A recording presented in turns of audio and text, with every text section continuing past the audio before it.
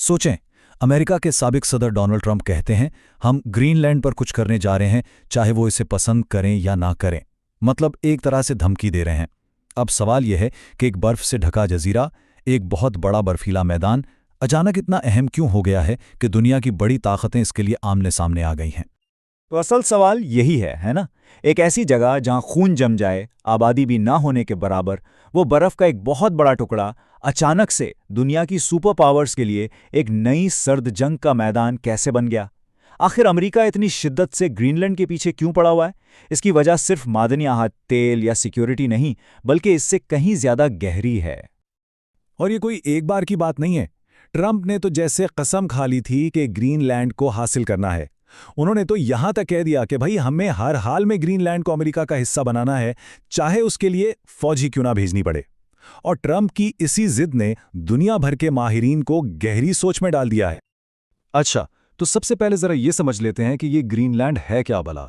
देखें, जोग्राफियाई तौर पर तो ये शुमाली अमेरिका का हिस्सा है, लेकिन सियासी तौर पर यह डेनमार्क की बादशाहत के नीचे एक खुद मुख्तार इलाका है। ग्रीनलैंड दुनिया का सबसे बड़ा जजीरा है और इसका तकरीबन 80% हिस्सा बस बर्फ ही बर्फ है। साइज में ये सऊदी अरब और मेक्सिको से भी बड़ा है, लेकिन आबादी सिर्फ 57,000, वो भी बेचारे साहिल पर छोटी छोटी बस्तियों में रहते हैं।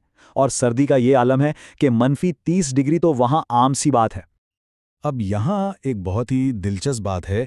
ग्रीनलैंड को हासिल करने का ये अमेरिकी जुनून ये कोई नई चीज़ नहीं है। डोनाल्ड ट्रंप कोई पहले अमेरिकी सदर नहीं थे जिनकी सर पर ये सौदा सवार हुआ।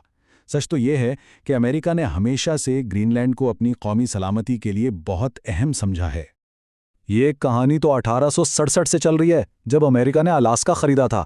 तब भी कोशिश की, फिर 1910 में सदर टॉफ्ट ने कोशिश की, और फिर 1946 में तो सदर ट्रूमैन ने बाकायदा $100 मिलियन सोने की ऑफर कर दी। लेकिन डेनमार्क ने हर बार कहा नहीं। तो फिर सवाल वही है, आखिर इस बर्फ के ढेर में ऐसा है क्या? पहली और सबसे बड़ी वजह है इसकी फौजी अहमियत। समझे कि ये एक ऐसी शतरंज की बिसात है जहां हर बड़ी ताकत अपना मोहरा रखना चाहती है। अगर हम ग्लोब पर देखें तो ग्रीनलैंड बिल्कुल अमेरिका और रूस के बीच में है। मतलब फौजी लिहाज से जिसका भी यहाँ कंट्रोल होगा वो पूरे आर्कटिक पर नजर रख सकेगा, इस पर हावी हो जाएगा। अमेरिका की असल परेशानी क्या है? वो ये कि ग्रीनलैंड में एक अरसे से आज़ादी की तहरीक चल रही है। अब अमेरिका को डर है कि अगर कल को ग्रीनलैंड आज़ाद हो गया तो वो कहीं ये ना कह दे कि जनाब अपने फौजी अड्डे यहाँ से उठाएं, खासतौर पर थूल एयरबेस, जहां उनका एक बहुत अहम मिसाइल वार्निंग रेडार लगा है। वो रेडार जो रूस से आने वाले किसी भी मिसाइल को फौरन पकड़ सकता है। और फिर अमेरिका को ये भी लगता है कि भाई ग्रीनलैंड की तो अपनी कोई फौज है नहीं, और डेनमार्क की फौज इतनी मजबूत नहीं कि उसकी हिफाजत कर सके। ट्रंप ने तो एक बार मजाकन कह भी दिया था कि डेनमार्क 2 कुत्तों वाली स्लेज से ग्रीनलैंड की हिफाजत नहीं कर सकता। इससे साफ पता चलता है कि अमेरिका खुद वहां क्यों आना चाहता है। अच्छा, ये तो हुई सिक्योरिटी की बात। अब आते हैं दूसरी बड़ी वजह पर, और वो है खजाना। जी हाँ, वो बेपनाह दौलत जो इस बर्फ की मोटी तह के नीचे छुपी हुई है। ग्रीनलैंड में नायाब जमीनी अनासिर के इतने बड़े ज़खायर हैं कि दुनिया हैरान है। अब ये नायाब ज़मीनी अनासिर क्या हैं? ये वो मादनियात हैं जो हमारी आज की टेक्नोलॉजी की जान है। हमारी इलेक्ट्रिक कारें, AI चिप्स, जदीद रेडार, यहाँ तक कि न्यूक्लियर एनर्जी, सब कुछ इन्हीं पर चलता है। सच पूछें तो आने वाले दौर की सुपर पावर वही होगी जिसके पास ये मादनियात होंगी। और असल मसला यहीं से शुरू होता है। इस वक्त दुनिया की 90% सप्लाई पर किसका कंट्रोल है? चाइना का। तो अमेरिका ग्रीनलैंड के जरिए चीन की इस पूरी गेम को बदलना चाहता है, उसकी इजारादारी को तोड़ना चाहता है। और बात सिर्फ इन मादनियात पर ख़त्म नहीं होती। एक अंदाजे के मुताबिक सिर्फ ग्रीनलैंड के शिमाल मशरिकी साहिल के नीचे 31 अरब बैरल तेल मौजूद है। जरा सोचें, पूरे जजीरे के नीचे कितना बड़ा खजाना दफन होगा। लेकिन अब हम आते हैं इस कहानी के सबसे अहम और शायद सबसे खतरनाक पहलू की तरफ। एक ऐसी वजह जिसकी वजह से यह सारा खेल खेला जा रहा है, और वो है एक नए आलमी तिजारती रास्ते पर कंट्रोल।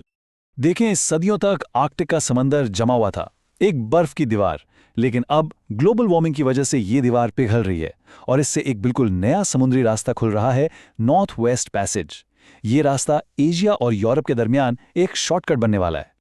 इसको यूं समझें, अगर कोई जहाज चीन से लंदन जा रहा है तो पुराने सुएज कैनाल वाले रास्ते से उसे 20,000 किलोमीटर से ज्यादा का सफर करना पड़ता है।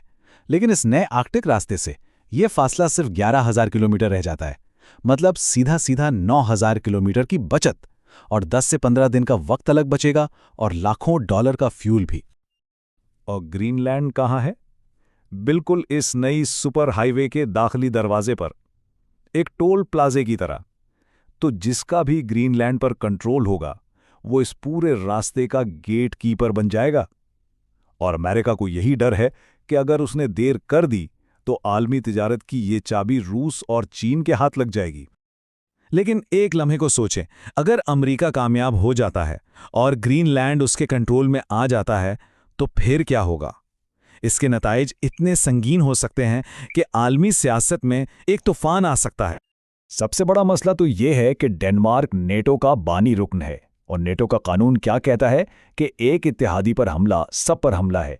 अब अगर नेटो का लीडर यानी खुद अमेरिका अपने ही एक साथी मुल्क के इलाके पर जबरदस्ती कब्जा कर ले तो ये पूरा इत्तेहाद तो जमीन बोस हो जाएगा। और इसके बाद जो होगा वो बहुत खतरनाक है। अमेरिका आर्कटिक का बेताज बादशाह बन जाएगा।